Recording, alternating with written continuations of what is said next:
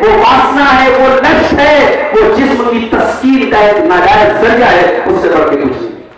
میری بہنوں، social media کو اپنی عزت کی بربادی کا ذریعہ نہ بناؤ، کسی کی ناجائز محبت نہ بنو۔ اسلام میں محبت کا ایک ہی کانسیپٹ ہے جو نکاح کے ذریعے وجود میں آتی ہے۔ مولوی صاحب نکاح پڑھاتے ہیں، فلاں کا نکاح فلاں کے ساتھ کر رہا ہوں، آپ نے قبول کیا؟ لڑکا کہتا ہاں میں نے قبول کیا۔ یہ جو اللہ کا نام لے کر کے جو نکاح پڑھایا جاتا ہے، اس نکاح کے بعد جو محبت ہوتی ہے مرد و عورت کے بیچ میں، اسی محبت کو جائز محبت کہا گیا ہے، اور یہ وہ محبت ہے اللہ دلوں میں پیدا کرتا ہے۔ وَمِنْ آيَاتِهِ أَنْ خَلَقَ لَكُم مِّنْ أَنفُسِكُمْ أَزْوَاجًا لِتَسْكُنُوا إِلَيْهَا وَجَعَلَ بَيْنَكُم مَّوَدَّةً وَرَحْمَةً۔ اللہ کی بہت بڑی نشانی یہ بھی ہے، اس نے تمہاری بیویوں کو بنایا تاکہ تم اپنی بیویوں سے سکون حاصل کرو، اور اللہ نے میاں بیوی کے بیچ میں محبت پیدا کر دی اور رحمت پیدا کر دی۔ سکون اسی رشتے میں ہے میرے بھائیوں میری بہنوں۔ سوشل میڈیا کو ناجائز تعلقات کا ذریعہ نہ بناؤ۔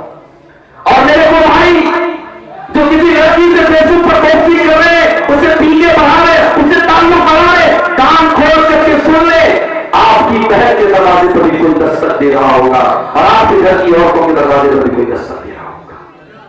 سوشل میڈیا کا غلط استعمال نہ کرو، بڑی مفید چیز ہے، بڑے کام کی چیز ہے، مگر آج ایک فتنہ بن چکی ہے۔ ہو کیا رہا ہے؟ لڑکے نے لڑکی کی آئی ڈی دیکھی، اچھا لڑکیاں کیا کرتی ہیں؟ نقاب والا فوٹو لگاتی ہیں، ماشاء اللہ۔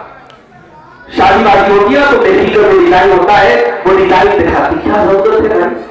قرآن کہتا ہے وَلَا يُبْدِينَ زِينَتَهُنَّ، عورتیں کسی غیر محرم کے سامنے اپنی زینت ظاہر نہ کریں۔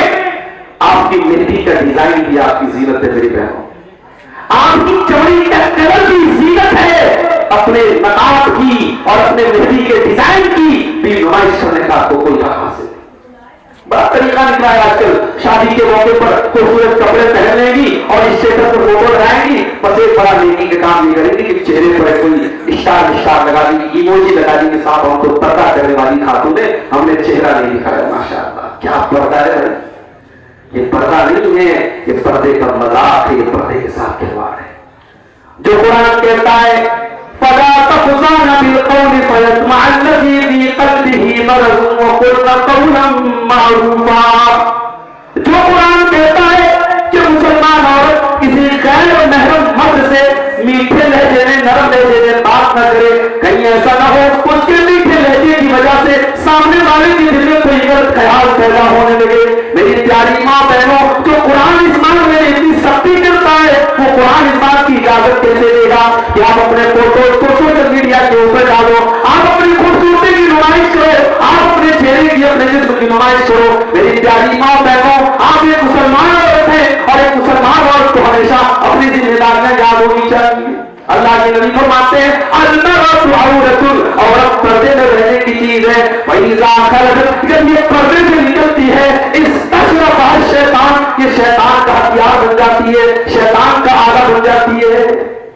اپنے آپ کو شیطان کا ہتھیار مت بناؤ میری ماں عورت ہے۔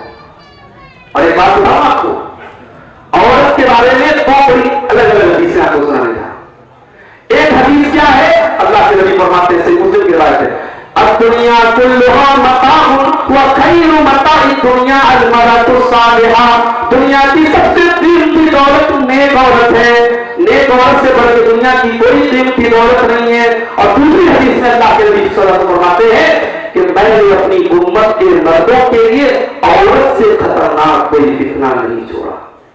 یہ بات سمجھ نہیں آ رہی کہ ایک حدیث میں اللہ کے نبی کہہ رہے عورت دنیا کی سب سے قیمتی دولت ہے، اور دوسری حدیث میں کہہ رہے عورت سے خطرناک کوئی فتنہ نہیں۔ مطلب یہ ہوا کہ عورت اگر شریعت کی حد میں ہے، دائرے میں ہے، دنیا کی سب سے قیمتی دولت ہے، اور اگر شریعت کی حد سے نکل رہی ہے تو کائنات کا سب سے بڑا فتنہ ہے۔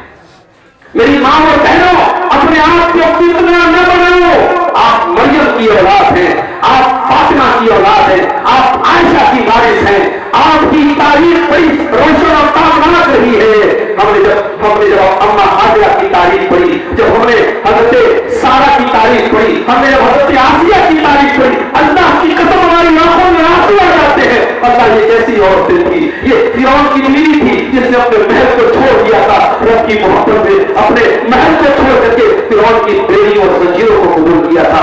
ये मरियम थी जो इफ़्फ़त और इस्मत की पहचान थी, ये अम्मा आयशा थी जो इल्म का मीनार थी, ये हज़रत फातिमा थी जो शर्म और हया का पैकर थी, ये अम्मा खदीजा थी जो प्यारे नबी की बड़ी वफादार बीवी थी, ये हज़रत ज़ैनब बिन्त खुज़ैमा थी जो गरीबों की माँ थी, ये हज़रत उम्मे हबीबा थी जो नबी से बेपनाह मोहब्बत किया करती थी। ये तमाम नबी की बीवियां, ये तमाम उम्मत की माएं, मेरी प्यारी माँ और बहनों, कभी मौका मिले सीरियल से और फालतू चीजों से अला बला से, तो कभी अल्लाह के नबी की बीवियों के हालात देखो वो कैसी खवातीन थी। आज औरत बहुत बड़ा फितना बनती चली जा रही है। अब तो माशाअल्लाह ऐसे ऐसे ऐप आ रहे हैं, ऐसे ऐसे फिल्टर आ रहे हैं, गोरा काला बन जाए, काला गोरा बन जाए, खूबसूरत बदसूरत बन जाए, जवान बूढ़ा बन जाए। अब तो माशाअल्लाह अब तो फोटो का कोई भरोसा नहीं। किसी का फोटो आता है ना, आप नहीं कह सकते कि फोटो कितना ओरिजिनल है कितना नकली है। अभी तो एक बहुत टेक्नोलॉजी आई है, फेक वीडियो भी बन सकता है। फेक वीडियो किसी और की बॉडी पर आपका पूरा भर लगा करके, आपका चेहरा लगा करके बिल्कुल ऐसा बना दिया जाएगा ऐसा लगा आप बोल रहे हैं। इसलिए अब वीडियो की भी वेरिफिकेशन करना बहुत मुश्किल हो गया है। हमारे प्राइम मिनिस्टर साहब को एक लेटेस्ट बयान आया, उन्होंने बड़ी चिंता जाहिर की है कि इस तरीके से बड़ा मिसयूज होगा, आज नकली वीडियो भी लोगों का बनाया जा रहा है। इस दौर में मेरे भाइयों बहुत एहतियात की जरूरत है। हम इस बात की चिंता करना छोड़ दें फेसबुक पर कितने लोगों ने लाइक किया, इस बात की फिक्र करना छोड़ दें कि हम कितने खूबसूरत है दुनिया वालों की नजर में। अल्लाह ताला हमारे चेहरों को नहीं देखता है, अल्लाह हमारे दिलों को देखता है, अल्लाह हमारे अमाल को देखता है। मेरी माँ और बहनों, दुनिया वालों ने आपके चेहरे की तारीफ की कि नहीं की, इससे कोई फर्क नहीं पड़ता, लेकिन कल क़यामत के दिन अल्लाह की अदालत में, अल्लाह की बारगाह में हमारे चेहरे रोशन होंगे या हमारे चेहरे काले करूटे होंगे, ये तय करेंगे हमारे अमाल, ये डिपेंड करेगा हमारे अमल के ऊपर। अल्लाह कुरान में कहता है ववुजूहुन यौमइज़िन अलैहा गबरा तरहकुहा क़तरा उलाइका हुमुल कफ़रतुल फजरा। क़यामत के दिन कुछ ऐसे भी चेहरे आएंगे जो काले कलूटे होंगे, बड़े बदसूरत होंगे। ये कौन लोगों के चेहरे होंगे? फरमाया उलाइका हुमुल कफ़रतुल फजरा, ये काफिरों के चेहरे होंगे, ये फासिक और फाजिर लोगों के चेहरे होंगे, ये अल्लाह के नाफरमानों के चेहरे होंगे। इस दौर में बहुत फितना है, उलमा से दूरी का फितना।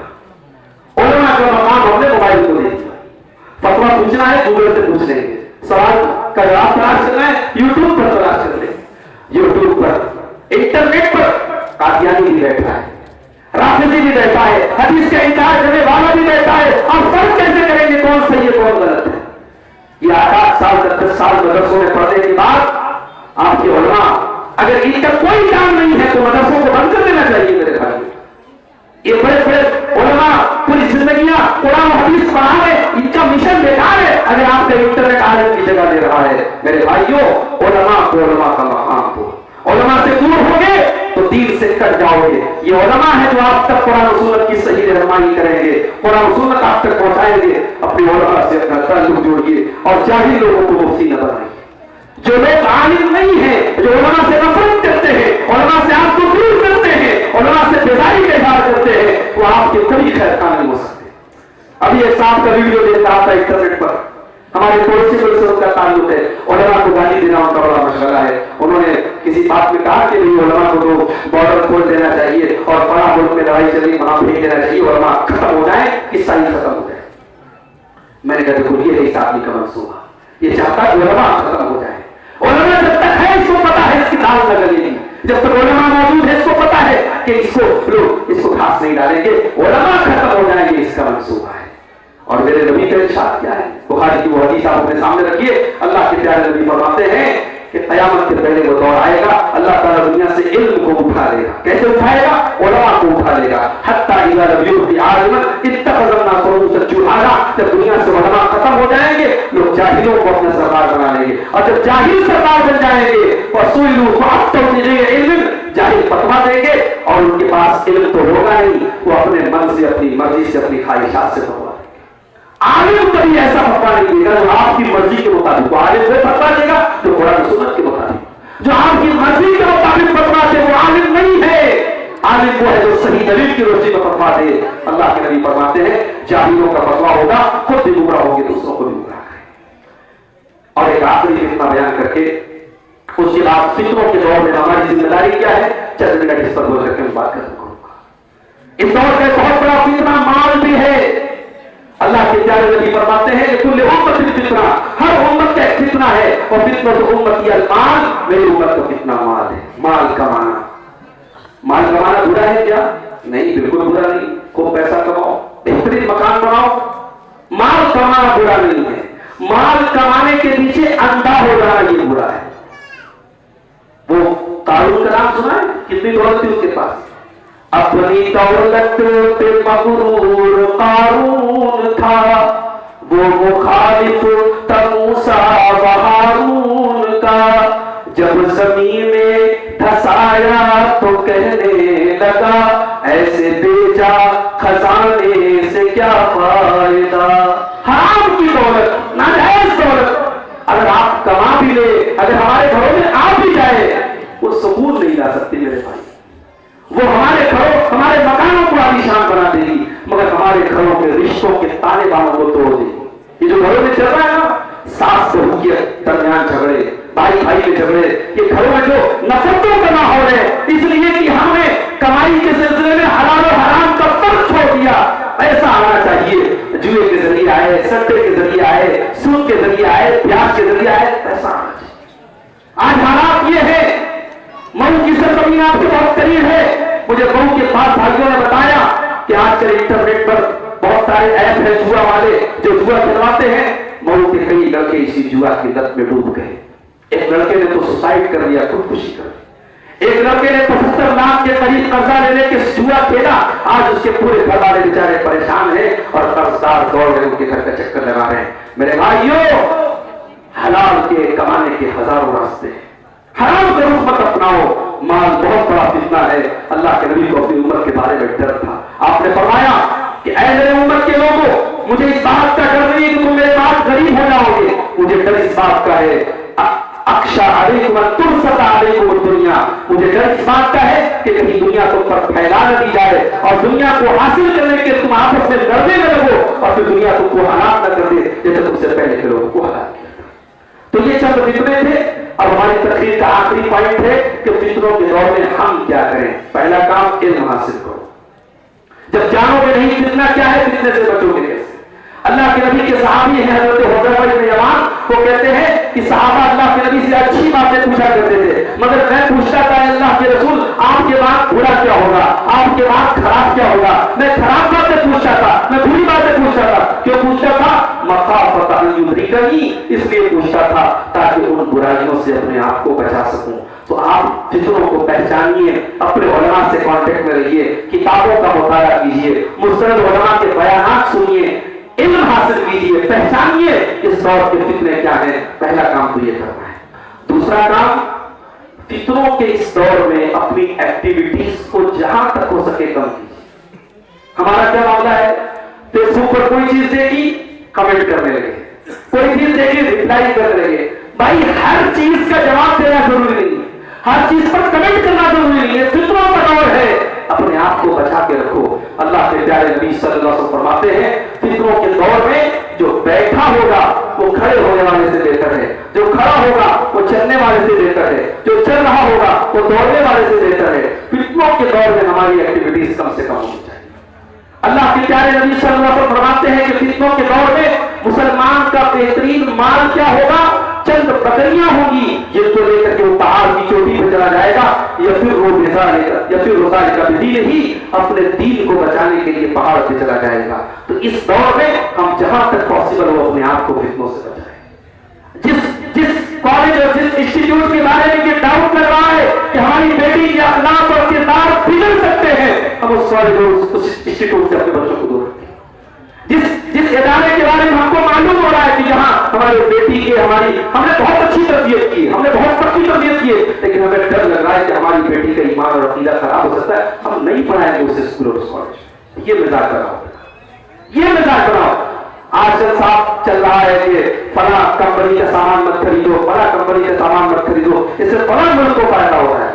تو کسی نے بڑا اچھا جواب دیا تھا کہ جو فیس بک آپ چلاتے ہیں، یہ واٹس ایپ چلاتے ہیں، یہ کسی حاجی صاحب اور کسی نمازی اور کسی مولوی صاحب نے بنایا، یہ سب یہودیوں کو بنایا ہوا ہے۔ یہ تو آپ ساتھ بڑے سے استعمال کر رہے ہیں اور کہہ رہے ہیں وہ کمپنی مت استعمال کرو، وہ کمپنی، اور اس میں بہت ساری فرضی کمپنیاں بھی ہیں، یعنی جو جس کا اس ملک سے کوئی تعلق نہیں، اس ملک کا بھی نام دیا جا رہا ہے۔ تو بہرحال اس دور میں اپنی ایکٹیویٹیز کو کم کیجیے اور اپنے پریوار پر توجہ دیجیے۔ اللہ کے پیارے نبی کی ایک حدیث سنا کے بعد ختم کر رہا ہوں۔ آپ نے فرمایا کہ قیامت کے پہلے وہ دور آئے گا یغرب الناس فیہ غربۃ، جس دور میں لوگوں کی چھٹائی کی جائے، جس دور میں لوگوں کو چھانٹا جائے گا، فتبقى فیہ بطانۃ من الناس، اور ایسے لوگ دنیا میں باقی بچیں گے جو کوڑا کرکٹ ٹائپ کے، چوکر ٹائپ کے لوگ، بالکل بیکار قسم کے لوگ بچیں گے، اچھے لوگ دنیا سے چلے جائیں گے۔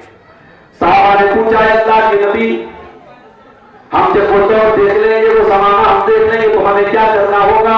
آپ نے فرمایا تاخذون ما تعرفون وتذرون ما تنکرون، پہلا کام تو یہ کرنا، تم دیکھنا کہ قرآن و حدیث کی روشنی میں کون سے اچھے کام ہیں، ان اچھے کاموں کو کرتے رہنا، اور جو قرآن و حدیث کی روشنی میں برے کام ہیں ان کو تم چھوڑ دینا۔ وتقبلون علی امر خاصتکم وتذرون امر عامتکم، اور عوام کیا کر رہی ہے، پبلک کیا کر رہی ہے، یہ مت دیکھنا، اپنے خاص لوگوں کا، اپنی فیملی کا، اپنے پریوار کا خیال رکھنا، ان کو فتنوں سے بچانا۔ یہ فتنوں کا دور ہے میرے بھائی، اپنے پریوار، اپنی فیملی کو پہلے آپ توجہ دیجیے، ان کو بچائیے، اور یاد رکھو زندگی اللہ کی امانت ہے، نہ جانے کون سی بیماری کب آئے اور ہمیں لے کے چلی جائے، ہم نہیں جانتے۔ ہم نے کورونا کا دور دیکھا ہے، ابھی 2 ہفتہ پہلے زلزلے کا جھٹکا ہم نے بنارس اور اعظم گڑھ اور مبارکپور میں بھی محسوس کیا۔ آج زلزلہ کا جھٹکا آیا ہے، کل زلزلہ آ سکتا ہے میرے بھائی، اور جب زلزلہ آ سکتا ہے، اور ہم نے زلزلوں کے ویڈیو دیکھے ہیں کہ لوگ اپنے مکانوں اور بلڈنگوں کو چھوڑ کے باہر نکل جاتے ہیں، جب دنیا کے معمولی زلزلوں کا یہ حال ہے تو قیامت کے دن کا زلزلہ کیسا ہوگا جو پوری کائنات کو ہلا ڈالے گا۔ اذا زلزلت الارض زلزالها، اور اس زلزلے کے بارے میں اللہ نے کہا کہ دودھ پلانے والی ماں بھی اپنے بچے سے غافل ہو جائے گی اور حمل والی عورتوں کے حمل ثابت ہو جائیں گے۔ میرے بھائیو، اس زلزلے سے ہم کو ڈرنا چاہیے۔